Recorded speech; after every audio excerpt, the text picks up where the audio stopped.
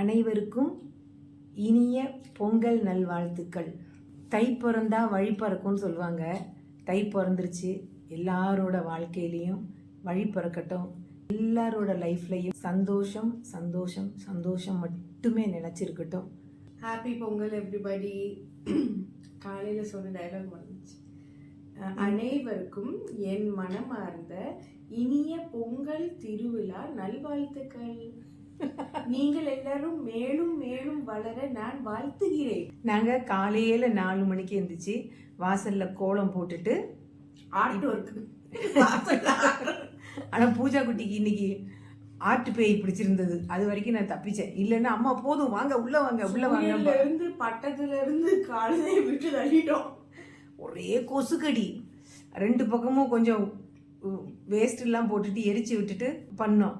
நல்லா இருந்தது. அது ஒரு நல்ல எக்ஸசைஸ். இன்னைக்கு தெரியும் கால்லாம் நல்ல ரத்த கட்டி இருக்கும். மனசுக்கு சந்தோஷமாக இருந்தது. நாங்கள் இப்போது கோயிலுக்கு போகிறோம். இது 3 நாளைக்கு முன்னாடி எடுத்த வீடியோ. திருவேண்டரம் பத்மநாப சுவாமி கோவிலில் மொரஜபம் நடந்தது. 14ஆம் தேதி லக்ஷதீபம் நடந்தது. அதுக்கு முன்னாடி விளம்பர கோஷ யாத்திரைன்னு சொல்லிட்டு கோவிலை சுற்றி ஒரு ரவுண்டு வந்தாங்க.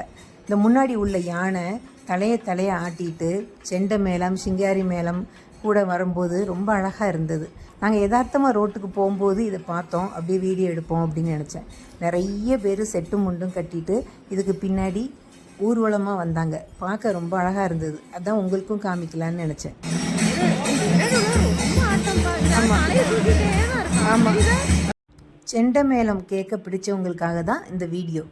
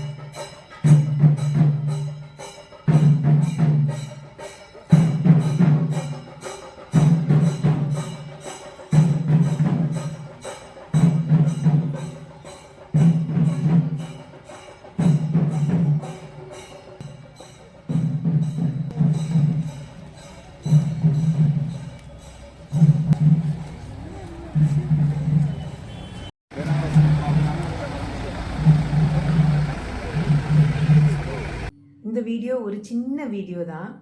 அப்போது அடுத்த வீடியோவில் பார்ப்போமா? தேங்க்யூ.